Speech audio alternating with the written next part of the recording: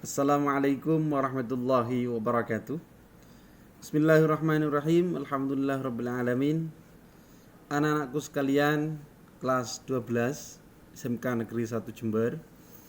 Alhamdulillah hari ini akhirnya kita bisa mulai kembali pembelajaran di semester ganjil tahun pelajaran 2021-2022. Anak-anakku sekalian, pada mata pelajaran pendidikan agama Islam, di bab pertama kita akan membahas tentang semangat beribadah dengan meyakini hari akhir. Bagi anak-anak yang belum meminjam buku, ya, silakan segera meminjam buku ini supaya pembelajaran kalian juga ada referensinya. Jadi tidak hanya mendengar dari penjelasan dari Pak Haris saja, karena itu tidak cukup. Jadi bagi yang belum meminjam buku, segera meminjam buku di perpustakaan. Berbicara tentang mengenai iman kepada hari akhir, anak-anakku, sebelum kita membahas iman hari akhir, kita bahas terlebih dahulu apa itu artinya iman. Ya. Iman itu adalah meyakini dengan hati, mengucapkan dengan lisan, dan mengamalkan dengan perbuatan. Jadi iman itu tidak hanya cukup yakin, ya. Memang secara bahasa iman itu artinya yakin, percaya. Akan tetapi pada istilahnya, pada hakikatnya, iman itu harus terdiri dari tiga itu. Diyakini dalam hati, diucapkan dalam lisan, dengan lisan, dan diamalkan dengan perbuatan sehari-hari. Contoh, kita beriman kepada Allah. Dalam hati kita yakin bahwa Allah, tidak ada Tuhan selain Allah. Hanya Allah Tuhan yang pantas untuk kita sembah. Dengan lisan kita mengucapkan asyhadu alla ilaha illallah wa anna muhammadan rasulullah. Kemudian dalam perbuatan sehari-hari, yaitu bagaimana kita membuktikannya, yaitu imtithalu awamirillah wajtinabu nawahi, yaitu menjalankan segala apa yang diperintahkan oleh Allah dan menjauhi segala larangannya. Seperti yang kita ketahui, rukun iman itu ada 6. Yang pertama adalah iman kepada Allah. Yang kedua adalah iman kepada malaikat Allah. Dan yang ketiga iman kepada Rasul Allah. Yang keempat iman kepada kitab-kitab Allah. Yang kelima adalah iman kepada hari akhir. Dan yang keenam adalah iman kepada qada dan qadar. Saat ini kita membahas tentang iman kepada hari akhir. Dalam rukun iman yang kelima, kita harus meyakini, harus percaya bahwa dunia ini akan berakhir. Jadi kehidupan di dunia tidak akan kekal. Tidak ada kehidupan yang kekal. Hanya Allah lah yang maha baqo, yang maha kekal dan maha abadi. Tidak hanya manusia yang akan meninggalkan dunia ini, bahkan dunia akan hancur nanti di hari kiamat.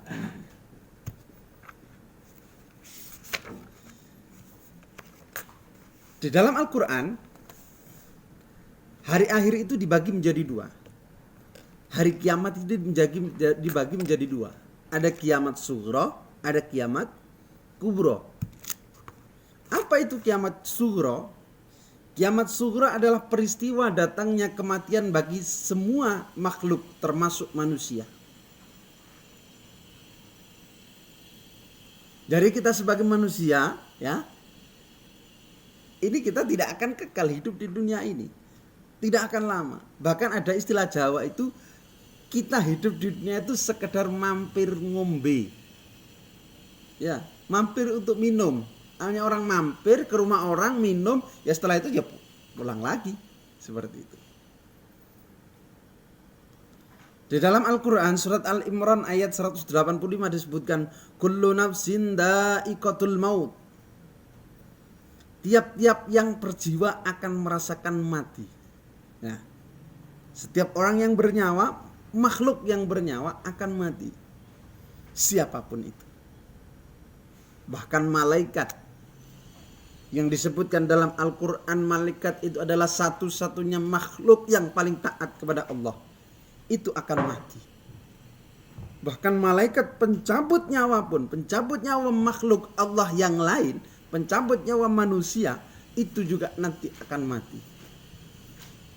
Ini membuktikan bahwa itu adalah satu tanda kebesaran Allah. Allah maha berkehendak, Allah maha besar, dan Allah maha kekal. Maka dari itu, anak-anakku, kita sebagai umat Islam harus meyakini bahwa hari ini peristiwa itu akan hadir di kita. Kematian itu akan datang. Kapan kematian itu datang?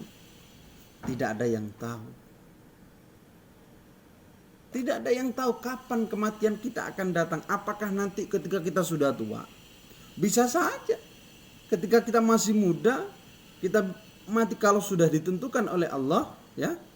Fa idza jaa ajaluhum la yastakhiruna sa'atan wa la yastaqdimun. Apabila telah datang ajal manusia,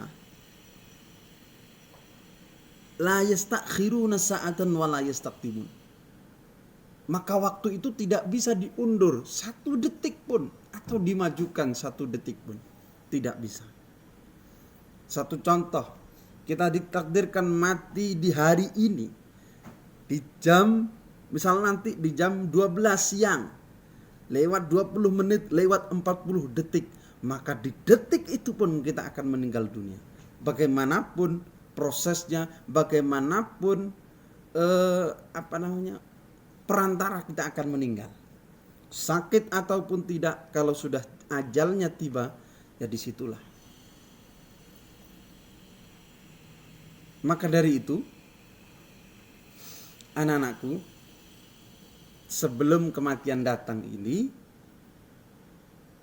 maka kita sebagai umat Islam yang meyakini bahwa nanti akan adanya hari akhir, setelah hari akhir, hari kiamat itu akan ada kehidupan kembali, ya. Setelah di alam kubur itu akan ada kehidupan kembali, maka tugas kita adalah mempersiapkan sebelum kematian datang ini. Kita siapkan yang terbaik untuk kita menyambut, untuk kita menghadap kepada Allah Subhanahu wa taala.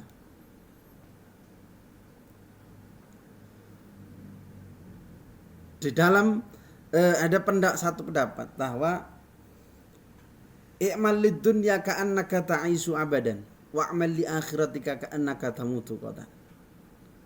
Bekerjalah kamu untuk duniamu, ya.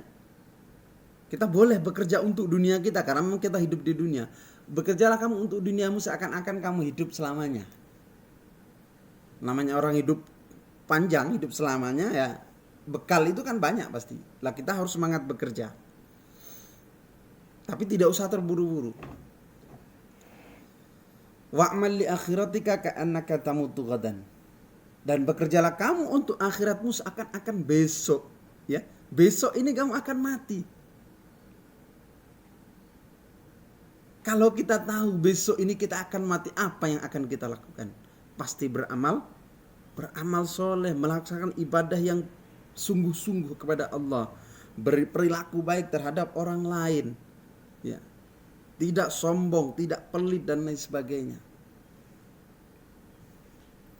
Jadi kesimpulannya dari barusan yang Pak Haris sampaikan bahwa ketika kita bekerja untuk urusan dunia, ya kita harus semangat. Ketika kita bekerja untuk urusan akhirat, harus lebih semangat. Dua-duanya harus diimbangi. Jangan sampai timpang salah satu. Satu contoh, kita urusan dunia santai. Kita hidup mau makan apa kalau tidak bekerja? Allah memberikan rezeki, tapi kalau kita tidak bekerja, ya tidak akan sampai rezeki itu kepada kita. Memang benar, Allah sudah membagi rezekinya kepada manusia itu. Tapi manusia disyariatkan untuk berusaha, ikhtiar untuk menjemput rezeki dari Allah Subhanahu wa taala. Anak-anakku, sebelum terjadi hari kiamat, dalam kematian kita, ya, setelah kita meninggal dunia, kita akan masuk ke namanya alam barzakh, ya. Alam barzakh, alam kubur, ya. Nanti kita akan belajar tentang di urutan atau periode, ya, periode hari akhir. Nanti kita akan bahas di kiamat kubro. Kiamat kubro itu apa? Kiamat kubro adalah kiamat besar. Apa kiamat? Kapan terjadi hari kiamat? Allahu a'lam, Allah yang tahu. Tapi kita juga harus mengetahui apa tanda-tandanya hari kiamat itu akan tiba. Nah, supaya apa? Supaya kita juga, oh ini semakin dekat dengan hari kiamat, maka kita harus mempersiapkan dengan baik. Kiamat kubro, peristiwa berakhirnya seluruh kehidupan makhluk dan hancur leburnya alam semesta secara total dan serentak. Jadi kiamat kubro itu, ya, hancurnya alam semesta, bukan hancurnya dunia saja, ya. Hancurnya alam semesta. Jadi tidak hanya bumi saja yang hancur, ya. Bahkan di dalam Quran surat Al-Zalzalah kalau tidak salah, ya, bumi dihancurkan, kemudian langit dijatuhkan, digulung semuanya, ya. Jadi semua akan hancur. Tidak hanya bumi saja. Kalau hanya bumi saja, orang Amerika akan akan pindah ke bulan katanya, kan? Pindah ke bulan, pindah ke